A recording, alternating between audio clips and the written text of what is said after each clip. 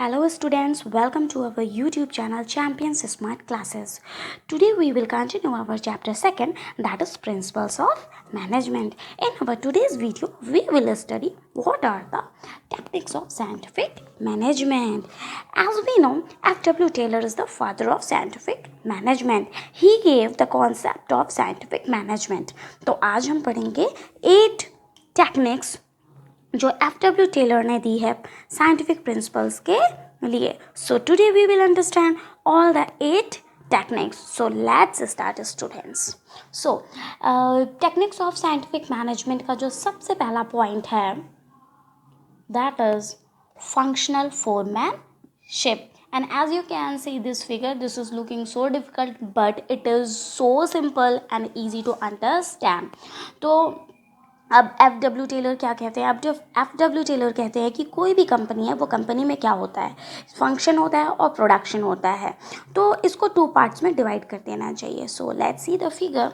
Suppose that we are having one factory और अब factory में क्या होता है? Production, planning. सो अब इसे 2 पार्ट्स में डिवाइड कर देते हैं. ओके, सो फर्स्ट पार्ट जो है, फर्स्ट पोर्शन जो है, फर्स्ट डिवीजन जो है, this is called planning in charge. And जो हमारा सेकंड पोर्शन है, सेकंड डिवीजन है, that is called production in charge. सो प्लानिंग में क्या होता है? प्लानिंग में हम 4 सुपरवाइज़र को अपॉइंट करते हैं और प्रोडक्शन में भी हम अपने 4 सुपरवाइजर्स को अपॉइंट करते हैं. नाउ सी, ये जो प्लानिंग पोर्शन है ना, ये क्या करती है? ये थिंकिंग करती है. मतलब ये थिंकिंग में इन्वॉल्व होती है. मतलब कि कंपनी में क्या काम कैसे होगा, उसको ऑर्गेनाइज कैसे करना चाहिए, कि सीक्वेंस में उस काम को होना चाहिए. और जो प्रोडक्शन वाला पोर्शन है, ये जो प्रोडक्शन वाला पोर्शन है, ये जो है वो सिर्फ प्रोडक्शन के बारे में सोचता है. मतलब वो सिर्फ डूइंग के बारे में सोचता है कि कौन सा काम कैसे करना चाहिए और अपने टारगेट को कैसे अचीव करना चाहिए, कैसे क्वालिटी को मेंटेन करना चाहिए. सो सबसे पहले हम देखेंगे अपने प्लानिंग वाले डिवीजन को. और इसमें भी सबसे पहले जो हमारा सबसे फर्स्ट पॉइंट होगा that is instruction card clerk. अब इंस्ट्रक्शन कार्ड, इस क्लर्क का काम है इंस्ट्रक्शंस बनाना, इंस्ट्रक्शंस देना या फिर इंस्ट्रक्शंस को ड्राफ्ट करना. Now second, route clerk, specify routes. अब जैसे कि लिखा हुआ है स्पेसिफाई रूट, अब इनका क्या वर्क है? Specify route of production development. क्या वर्क किस सीक्वेंस में होगा, प्रोडक्शन का, ये प्रोडक्शन का या फिर उसका रूट डेवलप्ड करता है ये. सो that is called root clerk. Now see next, that is time and cost clerk. अब टाइम एंड कॉस्ट क्लर्क का क्या काम है? Prepare time and cost sheet. तो टाइम एंड कॉस्ट, इनका वर्क है टाइम और कॉस्ट शीट को प्रिपेयर करना. मतलब कौन सा काम कितनी देर में होगा, मतलब उसमें कितना टाइम लगेगा और उसमें कितना कॉस्ट आएगा. सो फोर्थ इज डिसिप्लिनरियन. अब इनका क्या वर्क होता है? इनका वर्क होता है कंपनी में, फैक्ट्री में डिसिप्लिन को मेंटेन करना. कैसे? ये देखकर कि वर्क टाइम से हो रहा है या नहीं हो रहा है, टाइम पे वर्क को कंप्लीट करना और फैक्ट्री में एक डिसिप्लिन को मेंटेन करके रखना. सो ये काम होता है डिसिप्लिनरियन का. ओके, सो अभी हमने क्या पढ़ा? Planning and in charge. और अभी आपने देखा होगा कि किस तरीके से ये जो 3 क्लर्क्स हैं ये मिलकर क्या कर रहे हैं, ये किस में इन्वॉल्व हैं? ये प्लानिंग में इन्वॉल्व हैं, ये थिंकिंग में इन्वॉल्व हैं. ओके, सो ये बहुत ईजी है याद करना. प्लानिंग इंचार्ज में 4 पॉइंट्स होते हैं और 3 जो हैं वो हमारे क्लर्क हैं. First instruction card clerk, root clerk, time and cost clerk. और जो फोर्थ है हमारे वो है डिसिप्लिनरियन, जो कि डिसिप्लिन को मेंटेन करते हैं. So let's see our next portion, next division, that is called production in charge. इन प्रोडक्शन इंचार्ज जो हमारा फर्स्ट पॉइंट है दैट इज स्पीड बॉस. अभी नाम से ही लग रहा है स्पीड बॉस. तो ये इनका क्या वर्क होगा? इनका वर्क है कंप्लीशन ऑफ जॉब. टाइम से वर्क को कंप्लीट करना, वो भी स्पीडली अपने टारगेट को अचीव करना और वर्क को टाइम पर कंप्लीट करना। Okay, so next gang boss. अब ये गैंग बॉस क्या है? Arranges machines and tools. अब ये जो गैंग बॉस है ना, वो पूरे अपने डिपार्टमेंट के लिए मशीन्स और टूल्स को अरेंज करते हैं। सिर्फ मशीन्स और टूल्स को ही अरेंज नहीं करते, ये अदर रिसोर्सेज को भी अरेंज करते हैं। Next repairs boss. तो जैसे सुनने में लग रहा है रिपेयर, किसी चीज़ को रिपेयर करना, तो क्या रिपेयर करेंगे? मशीन्स वर्किंग कंडीशन, मतलब मशीन्स को रिपेयर करके रखना वर्किंग कंडीशन के लिए, तो रिपेयर बॉस का ये वर्क होता है। Now next which is inspector. अब इंस्पेक्टर का क्या वर्क होता है कि इंस्पेक्ट करना, मतलब उसका सर्वे करना कि जो प्रोडक्शन हो रहा है उसकी क्वालिटी को चेक करना, क्वालिटी चेक। तो जो प्रोडक्शन हो रहा है उसकी क्वालिटी अच्छी है या क्वालिटी में कोई प्रॉब्लम है, ये जो चेक करता है वो होता है इंस्पेक्टर। सो FW टेलर क्या कहते हैं?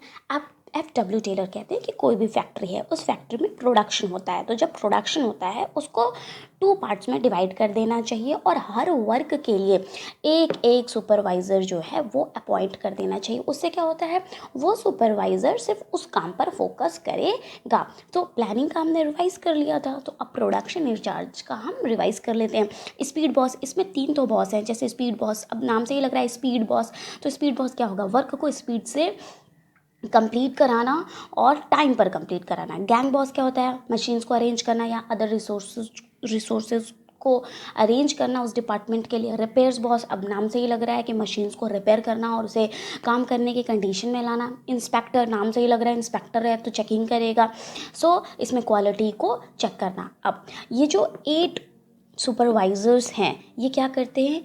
ये 4 भी वर्कर्स को जो है वो इंस्ट्रक्ट करते हैं और ये 4 जो हैं वो भी वर्कर्स को इंस्ट्रक्ट करते हैं, सुपरवाइज करते हैं। सो इस तरीके से जब हम फैक्ट्री के काम को 2 पार्ट्स में डिवाइड कर देते हैं और हर काम के लिए एक सुपरवाइज़र को अपॉइंट कर देते हैं, तो FW टेलर का ये कहना है कि वर्क जो है बहुत ही ज़्यादा इफ़िशियंट होता है और इफ़ेक्टिव होता है।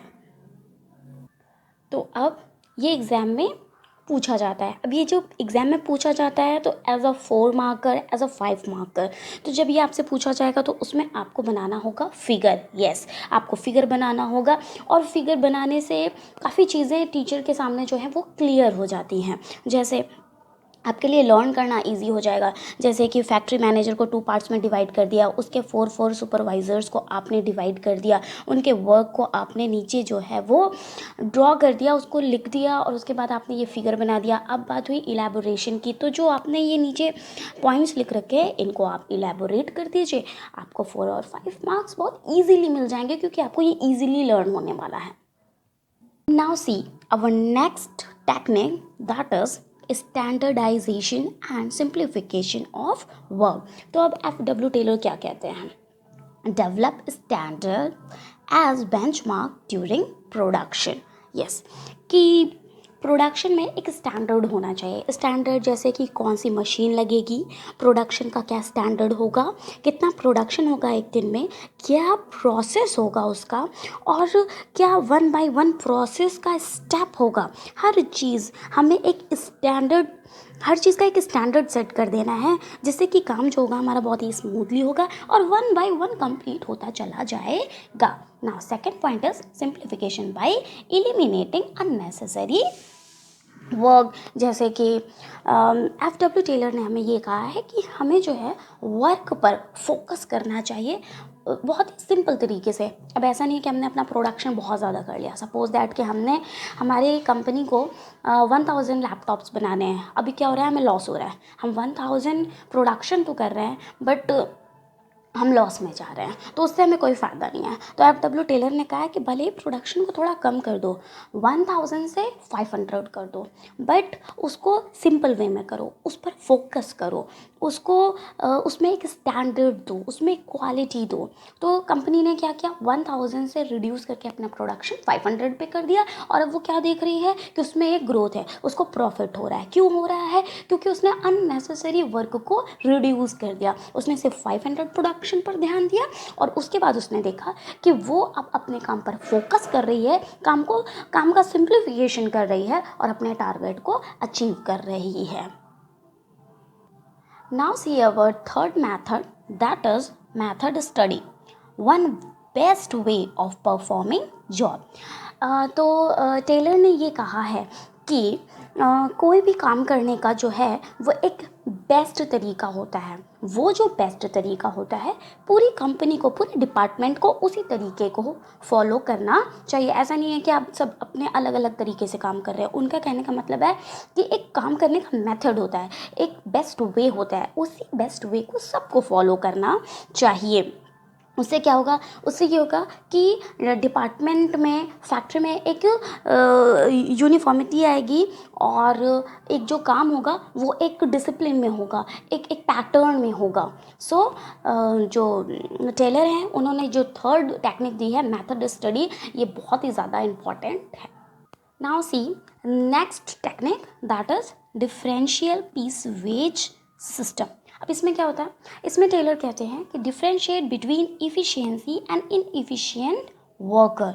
उनका कहने का मतलब है कि वर्कर्स में कौन सा वर्कर इफ़िशिएंट है, कौन सा वर्कर इनएफिशिएंट है, इसमें डिफरेंस होना चाहिए। ऐसा ना हो कि जो इफ़िशिएंट वर्कर है उसको भी उतना ही मिल रहा है और जो इनएफिशिएंट वर्कर है उसको भी उतना ही मिल रहा है। टेलर ने बोला है कि उनमें डिफरेंस होना चाहिए, नहीं तो जो इफ़िशिएंट वर्कर होगा वो जो है वो डिमोरलाइज हो जाएगा। उसे लगेगा कि जब दोनों को एक ही तरीके का मिल रहा है तो वो क्यों अपने 100% इफ़िशियंसी का यूज़ करेंगे, वो भी सिर्फ उतना ही काम करेंगे जितना कि उनको ज़रूरत है। तो टेलर ने कहा है कि जो इफ़िशिएंट वर्क कर रहा है उसको ज़्यादा देना चाहिए और जो इनएफिशिएंट वर्क कर रहा है उसको कुछ कम देना चाहिए। हम इसको एक एग्जांपल के थ्रू समझेंगे। जैसे एक कंपनी है, उसका स्टैंडर्ड यूनिट एक दिन का है कि उसे 10 यूनिट्स को प्रोड्यूस करना है और जो वर्कर इस 10 यूनिट्स को प्रोड्यूस करेगा उसे मिलेगा पर यूनिट 50 रुपीज़। तो जो हमारा इफ़िशिएंट वर्कर होगा वो जो 10 यूनिट से ज़्यादा करेगा, इट मीन्स 11 यूनिट्स करेगा, उसको हम देंगे पर यूनिट 60। और जो हमारा इनएफिशिएंट होगा, मतलब जैसे कि उसने 10 यूनिट्स ना बनाकर एक दिन में 9 यूनिट्स बनाए, एक दिन में 8 यूनिट्स बनाए, उसको हम देंगे 40 रुपीज़ पर यूनिट। अब इससे क्या होगा, इससे ये होगा कि ये जो इनएफिशिएंट वर्कर है ये मोटिवेट होगा कि कल मैं इससे और बेहतर करूँगा और मैं और अच्छा अपना वर्क करके मैं भी एक इफ़िशिएंट वर्कर बन जाऊँगा, जिससे मेरे वेजेस भी इंक्रीज़ हो जाएंगी। तो ये एक तरीके से मोटिवेट करने का टेक्निक है कि जो इफ़िशिएंट है और जो इनएफिशिएंट है पहले उनमें डिफरेंशिएशन करना कि कौन सा बेहतर है और कौन से और किन वर्कर्स को हमें बेहतर बनाना है। और इस तरह से एक कॉम्पिटिशन भी आता है, एक हेल्दी एनवायरनमेंट भी डेवलप होता है और वर्कर्स मोटिवेट होते हैं कि उसने इतना वर्क किया है, मुझे भी अपनी एफिशिएंसी बढ़ाकर इतना वर्क करना है। So that is our fourth technique, differential piece wages system. Now see our next technique, that is time study. अब जैसे आप देख सकते हो मैंने लिखा है यहाँ पर motion study and the last is a fatigue study. ये तीनों ही एक दूसरे से रिलेटेड है, so concentrate on time study.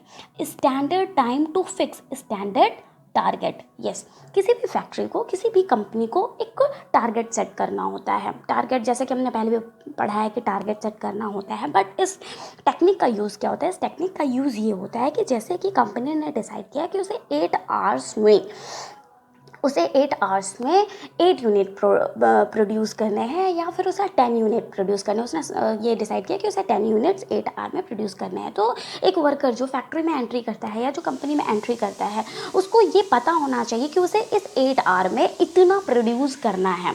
और जब वो कंपनी से जाए शाम को, जब उसका टाइम पीरियड ओवर हो जाए और जब वो जाए तो वो उसे मैच करे, क्या मैंने ये 10 यूनिट्स का टारगेट कंप्लीट किया है। तो इससे क्या होगा, उससे उसको अपना इफ़िशियंसी लेवल जो है वो पता चलेगा कि वो कहाँ पर है, वो कितना इफ़िशियंट है कंपनी के लिए। तो ये टाइम स्टडी बहुत ही ज़्यादा इम्पॉर्टेंट है। इससे कंपनी ये पता कर पाएगी कि कौन सा वर्कर हमारे लिए कितना इफ़िशियंट है, वो गिवन टाइम में कितना यूनिट प्रोड्यूस करता है। So our next point that is motion study. अब नाम से ही लग रहा है मोशन, मोशन मीन्स मतलब मूवमेंट करना। So eliminate unproductive movements. अब टेलर का ये कहना है कि फैक्ट्री में या किसी भी कंपनी में ये जो बेवजह का मूवमेंट लोग घूमकर अपनी एनर्जी को वेस्ट करते हैं, ये नहीं करना चाहिए। सपोज़ दैट कि मैं पढ़ने बैठी हूँ तो मुझे पता है कि मुझे अपनी बीएसटी का ये चैप्टर कवर करना है। अभी मैंने क्या किया कि मैं सिर्फ एक पेन लेकर बैठी और सिर्फ नोट्स लेकर बैठी, तो फिर क्या हुआ, मुझे थोड़ी देर में बुक की ज़रूरत पड़ेगी, फिर मुझे इरेज़र की ज़रूरत पड़ेगी, फिर मुझे हाइलाइटर की ज़रूरत पड़ेगी, फिर इस तरीके से मैं क्या करूँगी, बार बार जाकर अपने स्टडी टेबल से या फिर स्टडी टेबल के ड्रॉर से मैं बार बार चीज़ों को बार बार निकालूंगी। इससे क्या होगा, मेरा टाइम वेस्ट होगा। तो जब भी मैं अपने स्टडी टेबल पर पढूं तो जो भी मेरी ज़रूरत की चीज़ें हैं वो मेरे रेंज में रहें। उसके लिए मुझे बार बार अपना टाइम ना वेस्ट करना पड़े कि मान लो मुझे अपना ड्रॉर से लेना है, मैं बार बार उसको खोल रही हूँ, मैं बार बार उसको बंद कर रही हूँ, मेरा टाइम वेस्ट हो रहा है। तो इसी तरीके से एफ.डब्ल्यू. टेलर कहते हैं कि कोई भी कंपनी में अनप्रोडक्टिव मूवमेंट्स नहीं होने चाहिए। हमें जो काम करना है उसे एक प्रॉपर वे में करना है, उसे एक स्टेप बाय स्टेप करना है, जिससे जो अनप्रोडक्टिव मूवमेंट्स हैं वो जो है वो रिड्यूस होंगे।